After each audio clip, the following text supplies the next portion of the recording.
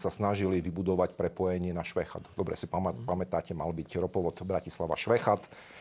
Vaši predstavitelia, vaše deriváty, ktoré sedia na župe a na meste, dlhodobo tento projekt bojkotovali. Vôbec by sme nemali problém momentálne. Župa a mesto. Župa a mesto. No, tak ktorými vládnete niekoľko rokov, niekoľko volebných období. Ja musím povedať, že už ovládate tam zastupiteľstvo, ovládate tam župana, primátora, a zablokovali ste prepojenie Bratislava-Švechat.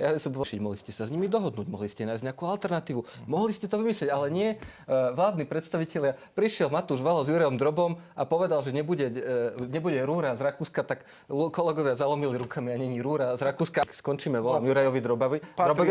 Patrí medzi tie deriváty, ktoré máte medzi sebou. Tak nepodporovali ste ho v kampani. O čom hovoríte? Kde by sa dala urobiť tá rúra? Aj nejako inak sa to dá vymyslieť. Akože v Poľsku, hej, aby sme sa dostali na Švechat. Ježiš, to nie je zo Švechatu sa dá. Akože poďme sa baviť na úrovni toto, čo hovoríte. To znie ako naozaj, neviem, či to je vhodné ako nejaký samovrah, ktorý si akože už dá tú slučku na krk, nikto ho k tomu nenúti, všetci mu povedia, že zabiješ sa a potom, vlastne, hej, máš pravdu, tak si to dám dole.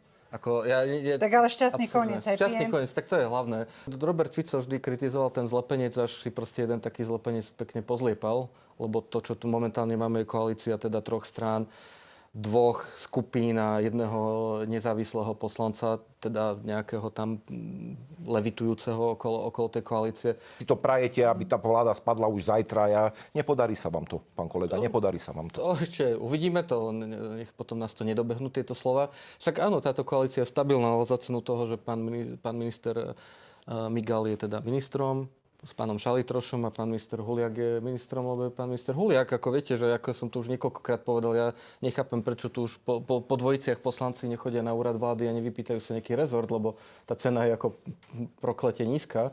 Však sa mentálne rozišiel zo stranou Hlas už veľmi